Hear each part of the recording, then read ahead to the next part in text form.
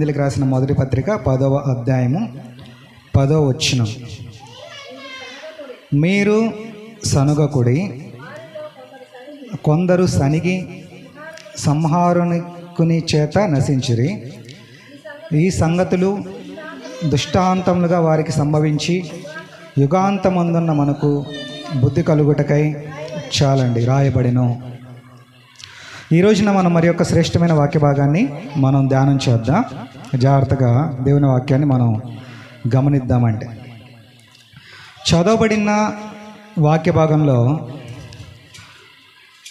ఈ మొదటి కొరింథీయులకు రాసిన పత్రిక 10వ అధ్యాయములో అపోస్తలుడైన పౌలు కొరింథీయులకు రాస్తూ పాత నిబంధన గ్రంథంలో నిర్గమకాండంలో రాయబడినటువంటి ఇశ్రాయేలీయులకు జరిగినటువంటి సంగతులను పౌలు సంఘానికి జ్ఞాపకం చేస్తూ సంఘం ఏ విధంగా నడుచుకోవాలి, ఏ విధంగా ప్రవర్తించాలి, ఏమి చేయకూడదు, ఏమి చేయాలి అని చెప్పి బోధిస్తూ పౌలు అక్కడ జరిగినటువంటి ఇశ్రాయేలీయులు ఐగుప్తులో నుంచి విడిపించబడి అరణ్యంలో 40 సంవత్సరాలు ప్రయాణం చేస్తూ ఆ ప్రయాణంలో వారికి జరిగినటువంటి అనుభవాలని ఈ అధ్యాయంలో గుర్తు చేస్తూ పౌలు ఈ అధ్యాయంలో రాస్తున్నాడండి. సంఘం నిలబడాలి, దేవుడు అనుగ్రహించేటువంటి వాగ్దాన దేశంలోనికి వెళ్ళాలి, రేపు దేవుని రాజ్యంలోనికి సంఘం, సార్వత్రిక సంఘం చేర్చబడాలి అనేటువంటి ఉద్దేశంతో పౌలు మనం ఏమేం కలిగి ఉండాలో వారిని చూపిస్తూ ఆ అరణ్యంలో ఉన్నటువంటి ఇశ్రాయేలును చూపిస్తూ ఈ విధంగా రాస్తున్నాడు. మనందరికీ తెలుసు, ఇశ్రాయేలీలు ఐగుప్తు దేశంలో నుంచి దేవుడు వారి మొర విని వారిని విడిపించాడు. వాళ్ళు ఇంచుమించు 6 లక్షల కాలుబలం వారు కలిగి ఉన్నారండి. దాదాపుగా 20 లక్షల మందికి ఉంటారని బైబిల్ పండితులు చెప్తారు. అంతమందిని దేవుడు విడిపించి వారిని ఆ ఫరో కాడి కింద నుంచి విడిపించి ఎర్ర సముద్రాన్ని దాటిస్తాడు. అరణ్యంలో వారి కొరకు ఆహారాన్ని సమకూరుస్తాడు. దాహమైతే నీరిచ్చి, ఆకలైతే మన్నాతో తృప్తిపరిచి దేవుడు వారిని 40 ఏండ్లు వారి వస్త్రాలు చినిగిపోకుండా, కాళ్ళకి చెప్పులు చినిగిపోకుండా దేవుడు వారిని పోషిస్తూ సంరక్షిస్తూ నడిపిస్తున్నాడు. అయితే తీరా వాగ్దాన దేశంలోనికి ఎంతమంది వచ్చారు అని అంటే, బయలుదేరి వచ్చిన వారిలో, అక్కడ నుంచి బయలుదేరి వచ్చిన వారిలో యెహోషువ, కాలేబులు తప్ప మరెవ్వరూ ప్రవేశించలేదు. బయలుదేరి వచ్చిన వారందరూ కూడా ఆ అరణ్యంలో సంహరింపబడినట్లుగా మనము వాక్యంలో మనం చూస్తాం. అంటే ఆగిపోయినట్లుగా, అరణ్యంలోనే ఆగిపోయినట్లుగా, అరణ్యంలోనే రాలిపోయినట్లుగా, అరణ్యంలోనే వారి జీవితాలు ముగిసిపోయినట్లుగా మనం దేవుని యొక్క వాక్య భాగంలో మనం చూస్తాం. ఎందుకు వాళ్ళు ప్రవేశించలేకపోయారు? ఎందుకు వాళ్ళు ఆ పాలు తేనెలు ప్రవహించే దేశంలోనికి, కనాను దేశంలోనికి, వాగ్దాన దేశంలోనికి ఎందుకు వారు వెళ్ళలేకపోయారు అని కనుక మనం ఆలోచన చేస్తే, పౌలు ఇక్కడ ఈ కొరింథీయులకు రాసిన మొదటి పత్రికలో జ్ఞాపకం చేస్తున్నారు. ఏమని జ్ఞాపకం చేస్తున్నాడు అని అంటే, అందరూ బయలుదేరారు, అందరూ మోషేను బట్టి మేఘములోను సముద్రంలోను బాప్టిజం పొందారు, అందరూ ఆత్మ సంబంధమైన ఆహారాన్ని భుజించారు, అందరూ ఆత్మ సంబంధమైన బండలోని త్రాగారు. అయితే మరి అందరూ ఎందుకు వెళ్ళలేకపోయారు అని అంటే, అందరిలో కొంతమంది కొందరు ఇలాగ ఉన్నారని రాస్తూ వస్తున్నాడు. ఇక్కడ నేను కొన్ని విషయాలు చదువుతాను చూడండి. ఈ కొరింథీయులకు రాసిన మొదటి పత్రిక 10వ అధ్యాయంలో 7వ వచన భాగంలో 5వ వచనం నుండి చదువుతున్నాను. అయితే వారిలో ఎక్కువ మంది దేవునికి ఇష్టలుగా ఉండకపోయిరి. ఆ తర్వాత 6వ వచనంలో, వారు ఆశించిన ప్రకారం మనం చెడ్డవాటిని ఆశించకూడదు. అంటే చాలామంది చెడ్డవాటిని ఆశించిరి. 7వ వచనంలో రాస్తాడు, జనులు తినుటకు త్రాగుటకును కూర్చుండి ఆడుటకును లేచిరి అని రాయబడినట్లు వారిలో కొందరి వలె విగ్రహారాధికులై ఉండకుడి. కొందరు విగ్రహారాధన చేశారు. 8వ వచనంలో, మరియు వారి వలె మనం వ్యభిచరించుము, వారిలో కొందరు వ్యభిచరించినందున ఒక్క దినముననే 23,000 మంది కూలిరి. అంటే కొందరు వ్యభిచరించిరి. అలాగే 9వ వచనంలో మనం ప్రభువుని శోధింపకయుందము, వారిలో కొందరు శోధించి సర్పముల వలన నశించిరి, అంటే కొందరు శోధించిరి. అలాగే 10వ వచనంలో మీరు సనుగకుడి, వారిలో కొందరు సనిగి సంహారకుని చేత నశించిరి. ఇలాగా అనేకమైన విషయాలు, బలహీనతలు వారిలో ఉన్నట్లుగా మనము చూస్తామండి. వారిలో కొందరు దేవునికి ఇష్టలుగా ఉండలేకపోయారు, కొందరు విగ్రహారాధికులైపోయారు, కొందరు తినడానికి తాగటానికి ఆడడానికి లేచారు, కొందరు వ్యభిచరించారు, కొందరు శోధించారు, కొందరేమో సనిగి సంహారకుని చేత నశించిరి. ఇది ఎలాగుంటుందో నేను మీకు జ్ఞాపకం చేస్తాను. చూడండి, కొంతమంది ఇలాగున్నారు, కొంతమంది అలాగున్నారు, కొంతమంది ఇలాగున్నారు. కాబట్టి వాళ్ళు ఆ పాలు తేనెలు ప్రవహించే దేశంలోనికి వెళ్ళలేకపోయారు అని బైబిల్ మనకు తెలియజేస్తోంది. చిన్న ఉదాహరణ చెప్తాను. ఏదైనా ఒక కాంపిటేటివ్ ఎగ్జామ్ అనేది జరుగుతుంది, ఒక రైల్వే పరీక్ష లేదంటే ఒక గవర్నమెంట్ ఉద్యోగానికి సంబంధించిన పరీక్ష జరుగుతూ ఉంది. అందరూ ఆ పరీక్షకు 9 గంటలకల్లా రావాలి. ఉదయాన్నే అందరూ 9 గంటలకల్లా అందరూ అక్కడ హాజరవుతున్నారు. అయితే అక్కడ గేట్ దగ్గర వాచ్మెన్ కానీ ఆ టీచర్లు కానీ కొంతమందిని వెనక్కి పంపించేస్తున్నారు. ఎలాగా? కొంతమంది హాల్ టికెట్లు తెచ్చుకోవడం మర్చిపోయారు కాబట్టి వాళ్ళని వెనక్కి పంపించేస్తున్నారు, లోపలికి రానివ్వట్లేదు. ఇంకొంతమందికి ఆధార్ కార్డు ఉంటేనే లోపలికి రానిస్తారు కాబట్టి ఆధార్ కార్డు తెచ్చుకోలేదు, ఆధార్ కార్డులు లేని వాళ్ళందరూ వెనక్కి వెళ్ళిపోండి వెనక్కి పంపించేస్తున్నాడు.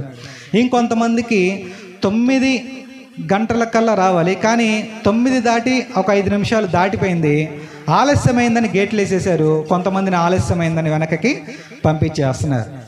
అందరికీ ఒకే కారణం ఉందా? లేదు. ఒక్కొక్కరికి ఒక్కొక్క కారణం ఉంది. ఒకడికి హాల్ టికెట్ లేదు, ఒకడికి ఆధార్ కార్డు లేదు, ఒకడికి ఆలస్యంగా రాలేదు, లేటుగా వచ్చాడు. ఒక్కొక్క కారణం చేత లోపలికి రాలేకపోయారు. అలాగే ఈ పాలు తేనెలు ప్రవహించే దేశంలోనికి, దేవుడు అనుగ్రహించినటువంటి వాగ్దాన దేశంలోనికి ఒక్కొక్క కారణం చేత వాళ్ళు రాలేకపోయారు. కొందరు వ్యభిచారం చేత రాలేకపోయారు, వెళ్ళలేకపోయారు. కొందరు విగ్రహారాధన చేత వెళ్ళలేకపోయారు, కొంతమంది త్రాగుడు చేత వెళ్ళలేకపోయారు, కొంతమంది వ్యభిచారం చేత వెళ్ళలేకపోయారు, కొంతమంది ఇప్పుడు మనం ఒక వాక్య భాగాన్ని చదివాం. కొంతమంది ఏం చేశారంటే సనుగుళ్ళ చేత కూడా అందులోనికి వెళ్ళలేకపోయారు. మనం అనుకుంటామండి, ఏంటి సనిగినంత మాత్రాన దేవుడు ఆ పాలు తేనెలు ప్రవహించే దేశంలోనికి వెళ్ళలేకపోయామా? సనుగుడు అంటే అంత పాపమా, అంత తప్ప, అది పెద్ద తప్ప, అది పెద్ద నేరమా అని మనం అనుకుంటామండి. మనం బైబిల్ని మనం గమనిస్తే, దేవుని యొక్క వ్యక్తిత్వాన్ని కనుక మనం గమనిస్తే, మన దృష్టికి భయంకరంగా కనబడే పాపాలన్నిటిని దేవుడు కొన్నిసార్లు క్షమించేస్తాడు. ఉదాహరణకి వ్యభిచారం మన దృష్టికి పెద్ద పాపం, అయితే దేవుడు వేశ్యలను కూడా దేవుడు క్షమించాడు. అలాగే గర్వం, అహంకారం మన దృష్టికి పెద్ద పాపం కాకపోవచ్చు. అంటే ఒక వ్యక్తి హెచ్చించుకోవడం, అహంకారంగా ఉండడం, గర్వంగా ఉండడం మన దృష్టికి పాపం కాకపోవచ్చు, అయితే దేవుని దృష్టిలో అదే పెద్ద పాపం. అలాగే ఈ సనుగుడు కూడా మన దృష్టికి పాపంగా కాకపోవచ్చు. అసలు 10 ఆజ్ఞల్లో ఇది ఎక్కడ ఉందండి? 10 ఆజ్ఞలు ఏంటి?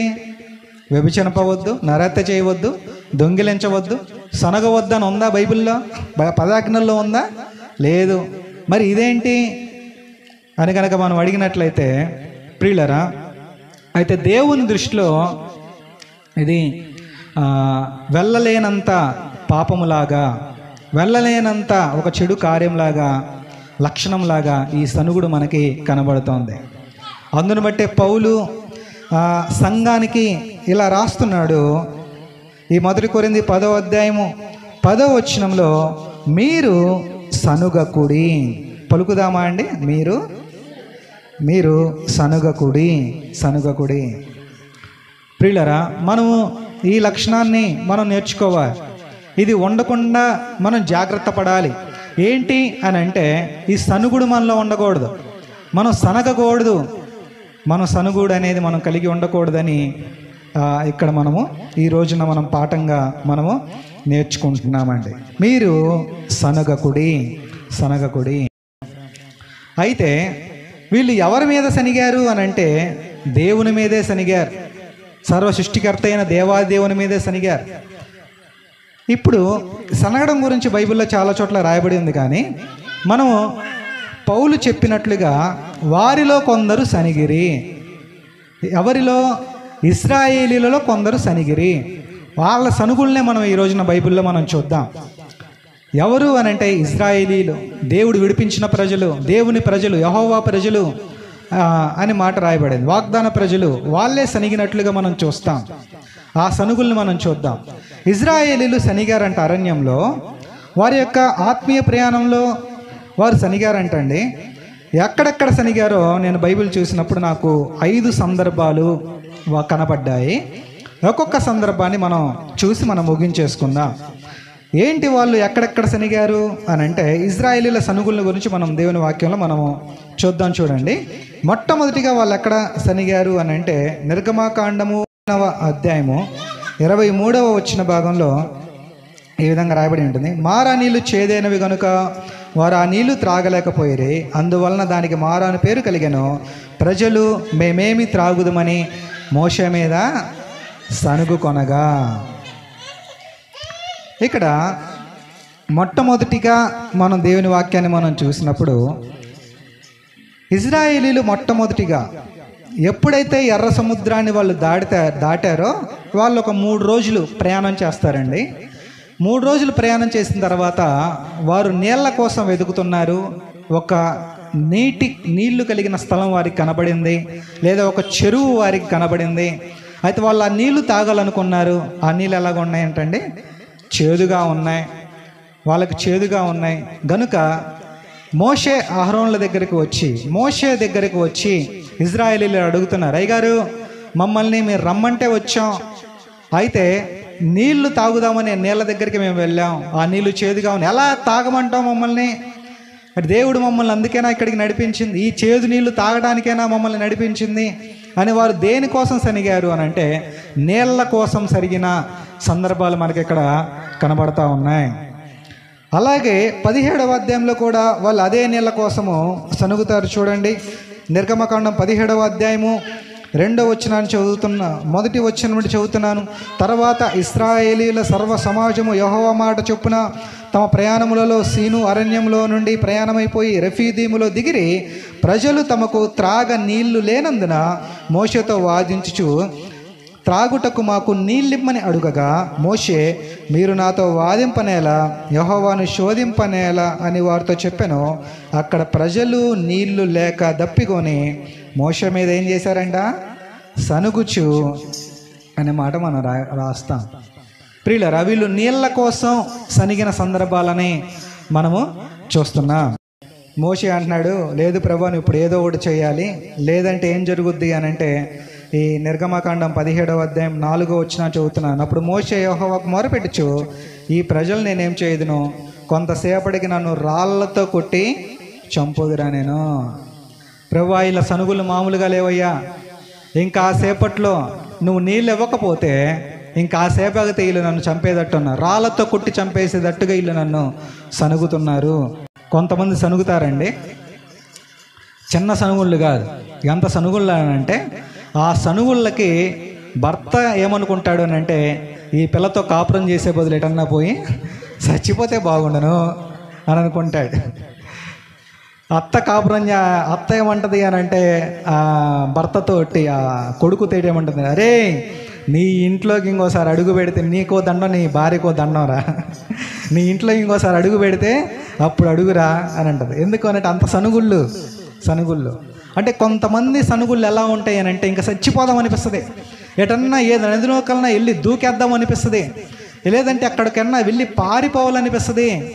ప్రియులరా, అయితే పౌలు సంఘానికి చెప్తున్నాడు, మీరు సనగకుడి. ఇదొక భయంకరమైన సనుగుడు ఈ సందర్భంలో మనకి కనబడుతుంది. 2వ సందర్భాన్ని జ్ఞాపకం చేస్తాను చూడండి.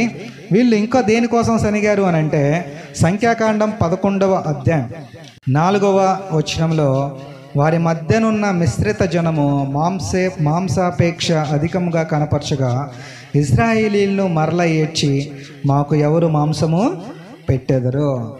రెండోదిగా వీళ్ళు దేనికోసం సనిగారు అని అంటే, మాకేం కావాలంటున్నారంటండి, మాంసం కావాలి.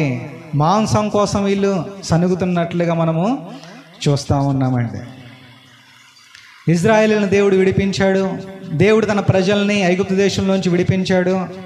అరణ్యంలోనికి వారిని వచ్చినప్పుడు వారికి ఆహారం కావాలి అని అనుకున్నప్పుడు మోషే కర్రని ఆకాశం వైపు చూపించినప్పుడు దేవుడు ఆకాశంలో నుండి వారి కోసం ఏం కురిపించాడండి?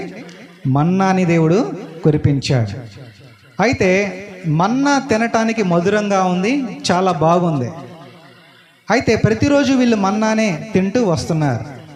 ఒకటి గుర్తొచ్చింది, అదేంటంటే, అన్నా ఈరోజు ఏం కూర అని అడిగితే, మన్నారా నాయన అని అడిగితే, ఎన్ని రోజులు ఏం మన్నా తింటాం, ఏం ఈరోజు చికెన్ లేదా, మటన్ లేదా, ఏదన్నా పీస్ లేదా, లెగ్ పీసులు ఏం లేవా అని ఒక్కొక్కడు అడుగుతూ ఉంటే వాళ్ళలో ఆశ పుట్టింది, వాళ్ళలో కోరిక పుట్టింది, మాంసం తినాలి అనేటువంటి ఆశ వారిలో పుట్టింది. అయితే ఇప్పుడు వాళ్ళు దేనికోసం సనుగుతున్నారు అనండి, మోషే దగ్గరికి వచ్చి, మోషే ఎంతకాలం ఈ మన్నాను మేము తింటాం, ఈరోజు ఏదైనా వెరైటీగా దేవుడిని అడగమని చెప్పు. ఈరోజు మాకు మాంసం కావాలి, ఈరోజు మాకు ఎద్దు మాంసం కావాలి, దొన్న మాంసం కావాలి, లేదంటే ఒక చికెన్ కావాలి. దేనికోసం సనిగారంటండి? మాంసం కోసం సనిగినట్లుగా మనం చూస్తూ ఉంటాం. సనుగుడు ఎక్కువ ఈ మాంసం కోసమే కదండి. పెళ్ళిళ్ళలో ఎందుకు సనుగుళ్ళు? భోజనాలు అప్పుడు ఫస్ట్ బంతిలో మాంసం పెడతాం, రెండో బంతిలోకి వండదు, సాంబారు పోస్తాం, అప్పుడు మొదలైంది సనుగుళ్ళు. వేరే కూరయలేదా? కూరయలేదు. చర్చిలో కూడా భోజనాలు పెట్టేటప్పుడు ఎందుకు ఈ సనుగుళ్ళు? ఫస్ట్ బంతి మొత్తం వేసేస్తాము, తర్వాత కొంచెం చివరికి వచ్చేసరికి కూర ఉండదు, చికెన్, ఒక్క చికెన్ పీస్ కోసం సనుగుళ్ళు. మీకు ఒక విషయం తెలుసా అండి, ఆ చికెన్ పీస్ అయినందుకు సంఘాన్ని మానేసిన సంఘస్థులు ఎంతోమంది ఉన్నారు. మాంసం అయినందుకు, మాంసం కోసమా నువ్వు దేవుని మందిరానికి వచ్చేది, మాంసం కోసమా నువ్వు దేవుని సన్నిధికి వచ్చేది? ప్రియులరా, మాంసం కోసం సనిగిన వాళ్ళని మనము చూస్తూ ఉన్నా. సరే, సనిగితే సనిగారు, ఇక్కడ దేవునికి కోపం వచ్చినట్లుగా మనము చూస్తామండి. దేవునికి బాగా కోపం వచ్చింది. దేవునికి కోపం వచ్చింది, సంహారకుణ్ణి పంపించాడు. కొన్ని వేల మంది అక్కడ చనిపోయినట్లుగా బైబిల్లో రాయబడి ఉంది. ఇక్కడ ఒక విషయం చెప్తాను, జాగ్రత్తగా గమనించండి. అదేంటంటే, సనిగితే పర్లేదు, దేవుని మీద సనిగినా, ఆ మోషే మీద సనిగినా, దైవజనుడి మీద సనిగినా దేవుడు ఏమనేవాడు కాదు. అయితే వీళ్ళ సనుగుళ్ళు ఎలా ఉన్నాయి అని అంటే, ఈ మామూలు సనుగుళ్ళు కాదు. దేవుడా నువ్వు మాంసం ఇవ్వలేదు, ఈరోజు మేము మన్నా తినలేకపోతున్నాం, మాకు ఏదన్నా చికెన్ పెట్టచ్చు కదా, ఏదన్నా మటన్ పెట్టచ్చు కదా, ఏదన్నా సమకూర్చొచ్చు కదా అని అంటే, ఆ సనుగుడికి దేవుడు సరేలేని ఏదో ఒకటి ఇచ్చేవాడు. కానీ దేవుడికి ఎందుకు కోపం వచ్చింది అని అంటే, ఈ సనుగుల్లో ఒక లక్షణం ఉంది. ఆ మాట నేను మీకు జ్ఞాపకం చేస్తాను, చూడండి. సంఖ్యాకాండం 11వ అధ్యాయం 5వ వచనంలో వీళ్ళు ఎక్కడి నుంచి వచ్చామంటున్నారు? ఐగుప్తులో మేము ఉచితంగా తినిన చేపలను, కీరకాయలను, దోసకాయలను, కూరాకులను, ఉల్లిపాయలను, తెల్లగడ్డలను జ్ఞాపకము వచ్చుచున్నవి. అంటే వీళ్ళు ఏమంటున్నారు అని అంటే, అసలు నీ దగ్గర కాదు, మాకు ఎక్కడ బాగుంది అంటున్నారు? ఐగుప్తులోనే మాకు బాగుంది. ఈ సనుగుడికి దేవుడికి కోపం వచ్చింది. అందుకు ఇంకా చిన్న ఉదాహరణ చెప్తాను. అదేంటంటే, భార్య భర్తని ఏదన్నా ఫ్రైడ్ రైస్ తెమ్మనో ఏదో ఒకటి అడిగింది. అంతే, ఈ లేటెస్ట్ కాలంలో అర్థమయ్యేలా చెప్తున్నాను. ఇప్పుడు అది కోరుకునేది అదే కదా, ఫ్రైడ్ రైసో, మంచూరియానో, బిర్యానీయో అడుగుతారు. అప్పుడు భర్త పాపం పనిపాట్లో పడిపోయి బిజీగా అయిపోయో లేదా మర్చిపోయి వస్తాడు, ఆ దురదృష్టం కొద్దీ రాత్రిపూట. ఇంక అమ్మాయి మర్చిపోయాను, అమ్మాయి ఇప్పుడే మర్చిపోయాను, వెళ్ళి తెస్తాను ఉండు అనే లోపలే ఏం మొదలు పెట్టుద్ది? సనుగుడు మొదలు పెట్టుద్ది. సరే, సనిగితే సనిగింది, తిట్టుకుంటే తిట్టుకుంది, మాట్లాడుకుంటే మాట్లాడుకుంది, అరిస్తే అరిసింది. కానీ అరిసే విధానం అలా అరవదే, నువ్వు తేలేదని అరవదే. ఏమని అరుస్తుందో చెప్పనా? నీకంటే మా పుట్టింటోళ్ళేనయం, నీకంటే మా అమ్మేనయం, నీకంటే మా తమ్ముడేనయం, నీకంటే మా అక్కేనయం. మా తమ్ముడైతే ఏం చేసేవాడు తెలుసా? ఈ పాటికి ఫ్రైడ్ రైస్ తెమ్మంటే తేలేదు నువ్వు. మా తమ్ముడైతే దమ్ బిర్యానీ తెచ్చిపెట్టేవాడు. ఎప్పుడో ఉదయం చెప్పాను, ఇప్పటికీ నువ్వు తేలేదు నువ్వు. అదే మా అన్నయ్య అయితే 5 నిమిషాల్లో తెచ్చేసేవాడు. అసలు నువ్వు రోజు నాకు కూరగాయలే పెడుతున్నావు, మా అమ్మ అయితే రోజు చికెన్ పెట్టుద్ది, మటన్ పెట్టుద్ది అని నాకు ఇక్కడికంటే ఎక్కడ మేలంటది, పుట్టింట్లోనే మేలంటది. అప్పుడు ఎవరికి కోపం వస్తుంది? భర్తకు కోపం వస్తుంది. భర్తకు పుట్టు రోషము మహా రౌద్రం కలది, ప్రతీకారం చేసే కాలం ముందు అట్టివాడు కనుక నిన్ను నిర్మించిన వాడు నీకు భర్త అయి ఉన్నాడు. ప్రియులరా, సనిగితే సనిగాం, కానీ ఐగుప్తు అనేసరికి దేవుడికి కోపం వచ్చింది. భర్తకు అంతే కదా, పుట్టిల్లు అని అంటే భర్తకు కోపం వస్తుంది. మీకు భర్తలు బలహీనత చెప్తున్నా నేను. భర్తకి ఎప్పుడు కోపం వస్తుందంటే నువ్వు నాకు పుట్టిల్లే బెటర్ అంటే అప్పుడు కోపం వస్తుంది నీకు భర్తకి. ఇంకొక విషయం చెప్తాను చూడండి, కొంతమంది స్త్రీలు అలాగ ఉంటారు అని అంటే, వాస్తవానికి ఐగుప్తులు వీళ్ళు అవి తిన్నాం ఈ తిన్నాం అని చెప్తున్నారు, ఐటమ్స్ అని చెప్తున్నారు కదా. నేను అనుకుంటాను ఆ ఐగుప్తు ఫరో రాజు వీళ్ళకి పచ్చడన్నమే పెట్టుంటాడు, కానీ వీళ్ళు బిల్డప్ ఇస్తున్నారు అరణ్యంలోనికి వచ్చి, గొప్పలు చెప్పుకుంటున్నారు. ఒకసారి ఒక అమ్మాయి మా ఇంటి పక్కన కాపురానికి వచ్చింది. అయితే వాళ్ళ అత్త చెప్పింది, అమ్మ కొంచెం ఇప్పుడంటే మోటార్లు వచ్చాయి, ఒక 10 ఏళ్ల ముందు కొంచెం బయట పంపులు పట్టుకునేవాళ్ళు, పైపులు బిందెలు బయట ఉన్న నీళ్ళు లోపలికి మోసుకొని వచ్చేవాళ్ళు. అయితే అమ్మ కొంచెం మొయ్యమ్మ అని అడిగితే, అత్తయ్య గారు అసలు మొయ్యటం అంటే ఏంటండి, నాకు తెలియదండి, అసలు మా ఇంట్లో మోటార్ ఉంటుందండి, మా అమ్మ అసలు బరువులే మోపేదండి అని అలా చెప్పుకుంటూ వచ్చింది. పాప ఆమె మోసుకునేది, ఆ ముసలామె మోసుకునేది. కోడల్ని మాత్రం ఉన్నరా పుట్టినలో చాలా సుఖంగా పెరిగింది, మరి ఎక్కడ కూడా పెరగాలి కదా అని చెప్పేసి చాలా బాగా చూసుకోవడం మొదలుపెట్టారు. అయితే ఆ ఊరోడు ఒకడు వచ్చాడు ఒకసారి. ఆ ఊరోడు ఒకడు వచ్చిన తర్వాత మేము మాట్లాడుకునేటువంటి సందర్భంలో, మీ ఊరు అమ్మాయి ఇక్కడ మనం ఇంటి పక్కన కాపురం ఉంటుంది, పాపం అమ్మాయిని చాలా బాగా చూసుకుంటున్నారు, వాళ్ళు పుట్టినలో చాలా బాగా చూసుకుంటున్నారంట కదా, కనీసం బిందె నీళ్ళు కూడా మోపించేవాళ్ళు కాదు కదా అని మాట్లాడుకునే సందర్భంలో ఆ ఊరోళ్ళోడు చెప్తున్నాడు మాతో. ఏం చెప్తున్నాడు అంటే, ఆ బయట రోడ్డు మీద, ఏంటనా అలా చెప్తుందా మీకు, అసలు ఆ పిల్ల వాళ్ళ ఊరిలో ఏం చేస్తుంది తెలుసా, 3 కిలోమీటర్లు గడ్డి మోసుకొస్తుంది బర్రెలకి 3 కిలోమీటర్లు గడ్డి మోసుకొస్తుంది, ఆ పిల్లే పేడెత్తుద్ది, ఆ పిల్లే పాలు పిసుకుద్ది, ఆ పిల్ల 3 కిలోమీటర్లు బిందెలు మోసుకునేది అని. ఇక్కడికి వచ్చేసరికి ఏం చేయట్లేదు, నేను మా అమ్మలు ఇట్లున్నాను అట్లున్నాను అని చెప్తాను. చాలామంది కూడా అంతే, పుట్టింట్లో పచ్చడన్నం తింటారు, ఇక్కడికి వచ్చేసరికి బిల్డప్లు ఇస్తా ఉంటారు. ఇక్కడ మనం జాగ్రత్తగా గమనిస్తే వీళ్ళు అదే, అంత బాగుంటే వీళ్ళు ఎందుకు మొరపెట్టాలి, ఐగుప్తులో ఎందుకు ఏడవాలి, ఎందుకు నిట్టూర్పులు విడవాలి, ఫరో అంత బాగా చూసుకునేవాడైతే వీళ్ళు ఎందుకు ఏడవాలి అంటే, ఫరో అక్కడ వాళ్ళకి ఏం పెట్టుంటాడు, పచ్చడన్నమే పెట్టుంటాడు, గొడ్డు కారం వేసి పెట్టుంటాడు. అయితే ఎక్కడికి వచ్చేసరికి వీళ్ళు గొప్పలు చెప్పుకుంటూ సనగడం మొదలు పెడుతున్నారండి. అయినప్పటికీ నీ దేవుడు ప్రేమ కలిగిన దేవుడు, ఆయన కనికరం కలిగిన దేవుడు. ఆయన ఏం చేశాడు అని అంటే, 31వ వచనంలో, తరువాత యెహోవా సన్నిధి నుండి ఒక గాలి బయలుదేరి సముద్రం నుండి పూరేళ్లను రప్పించి పాలెము చుట్టూ ఈ పక్కను ఆ పక్కను దిన ప్రయాణం అంత దూరం వరకు భూమి మీద 2 మూరల ఎత్తున వాటిని పడవేశాను. పూరేళ్ళు అంటే, పూరేళ్ళు అని అంటే కౌజు పెట్టలు అంటారు, పెట్టలు పక్షులు. ప్రియులరా, అయితే ఆ రోజున దాదాపుగా 14,000 మంది కూలిపోయారని బైబిల్లో రాయబడి ఉంది. కారణం ఏంటంటే సనుగుతున్నట్లుగా మనము చూస్తూ ఉంటాం. ఇలాగా మాంసం కోసం వారు సనిగారు. ఆ తర్వాత విషయాన్ని జ్ఞాపకం చేస్తాం చూడండి. సంఖ్యాకాండము 11వ అధ్యాయము 1వ వచన భాగంలో ఈ విధంగా రాయబడి ఉంటుంది. 11వ అధ్యాయం 1వ వచనంలో, జనులు ఆయాసమును గూర్చి సనుగుచుండగా. దేని గురించి సనిగారంటండి ఇక్కడ? ఆయాసం. ఏంటి ఇలా ఆయాసం? తిరుగుతున్నారు. నా అరణ్యంలో ఇజ్రాయేలీలు 40 సంవత్సరాలు తిరిగి అలసిపోతున్నారు. ఎర్ర సముద్రం దాటి వాళ్ళు అరణ్య ప్రదేశంలోనికి బయలుదేరారు, తిరుగుతున్నారు, సంచరిస్తున్నారు. ఎలీము అనే ప్రాంతంలోకి వచ్చారు, తర్వాత ఏదేము అనే ప్రాంతంలోనికి వచ్చారు, తర్వాత అమ్మోరీయులు అనే ప్రాంతంలోనికి వచ్చారు, తర్వాత మోయాబీయులు అనే ప్రాంతంలోనికి వచ్చారు. ఇలాగ 40 సంవత్సరాలు తిరుగుతూ వాళ్ళకి ఏమొచ్చిందంటే ఆయాసం వచ్చింది. ఆ ఆయాసాన్ని బట్టి వాళ్ళు దేవుని మీద సనిగిరి. అనే మాట మనం చూస్తూ ఉన్నాం. అలాగే దేవుడు కూడా మనల్ని కొన్ని పరీక్షలు పెడతాడండి. అదేంటంటే ప్రార్థన చేసిన వెంటనే ఒకవేళ జవాబు రాకపోవచ్చు కొన్ని సందర్భాలలో, ఆలస్యం అవ్వచ్చు కొన్ని సందర్భాలలో, పెళ్లి సంబంధాలు రాకపోవచ్చు పిల్లలకి కొన్ని సందర్భాలలో, ఎన్నో సంబంధాలు చూసి చూసి చూసి ఆయాసపడవచ్చు కొన్ని సందర్భాలలో.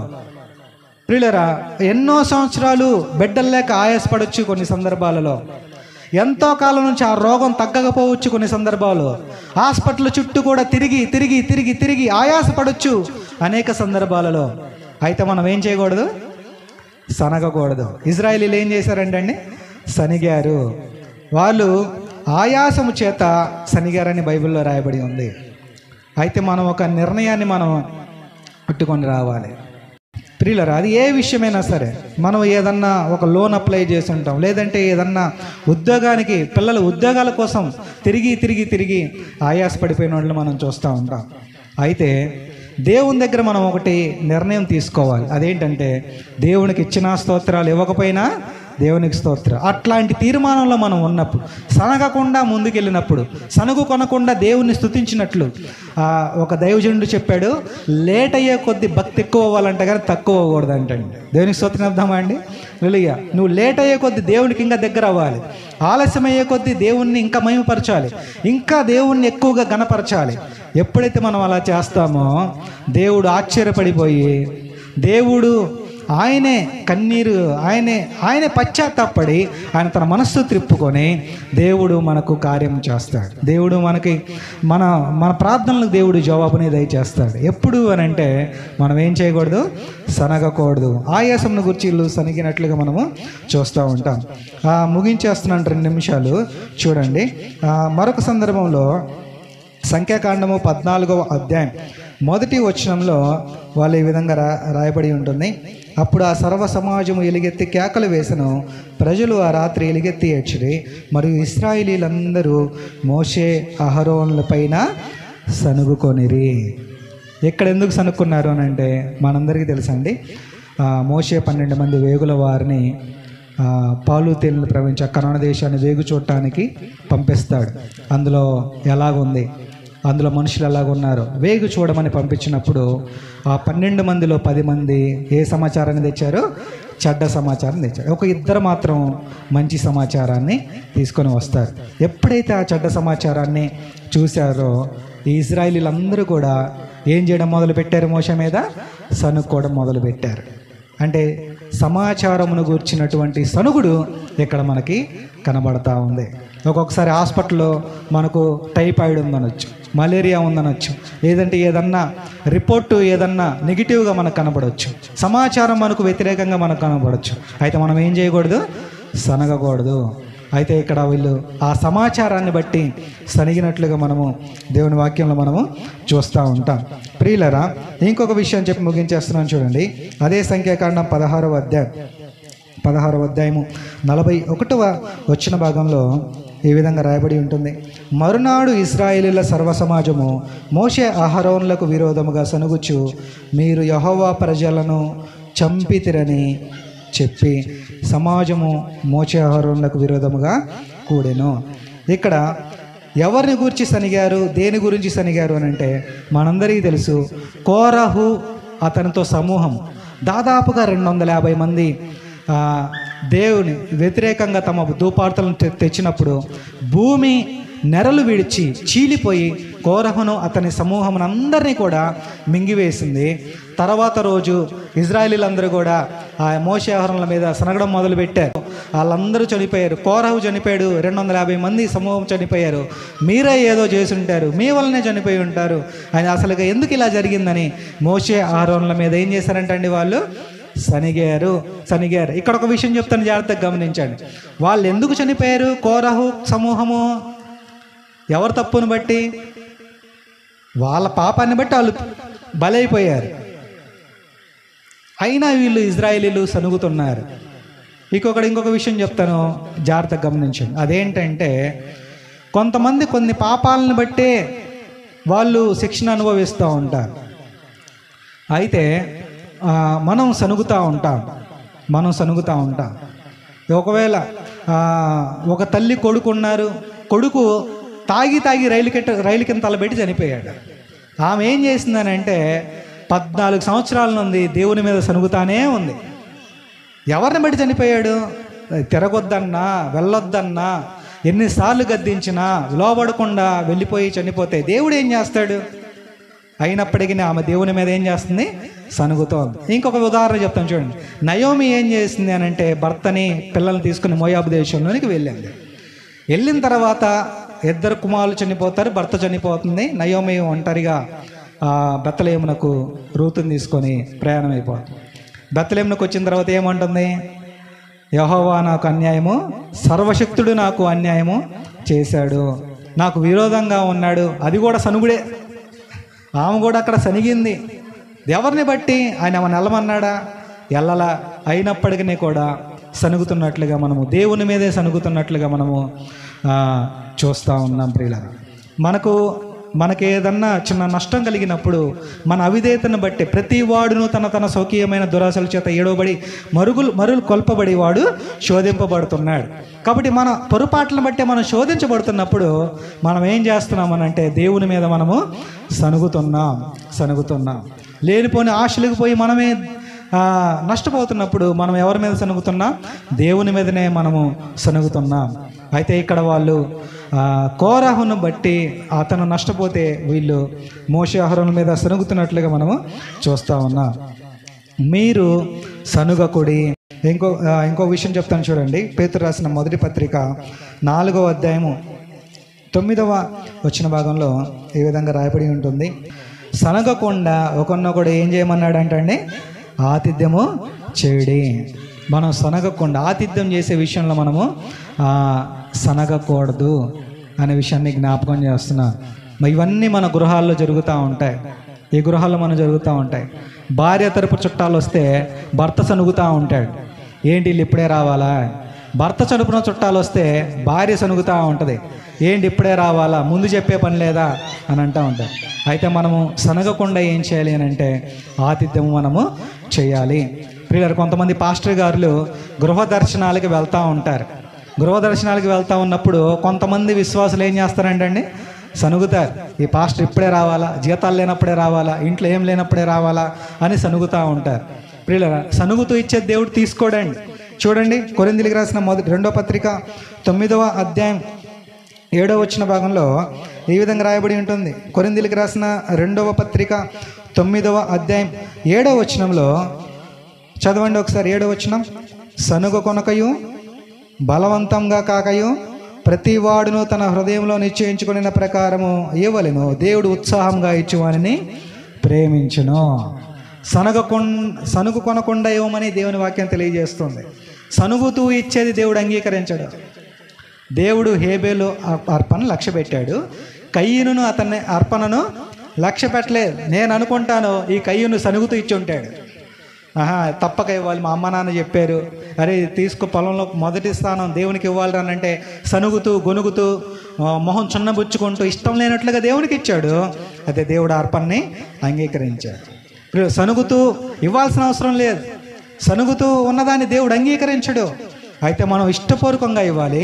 ఇష్టపూర్వకంగా సనుగుతూ మందిరానికి రాకూడదు, సనుగుతూ ఆరాధన చేయకూడదు, సనుగుతూ కూర్చోకూడదు. ప్రార్థన ఆలస్యమైతే ఏమవుతుంది? విశ్వాసులు ఏం చేస్తారు? ఎంతసేపు వాక్యం చెప్పేదని సనుగుతూ ఉంటారు, ఎంతసేపు ప్రార్థన జరిగేదని సనుగుతూ ఉంటారు.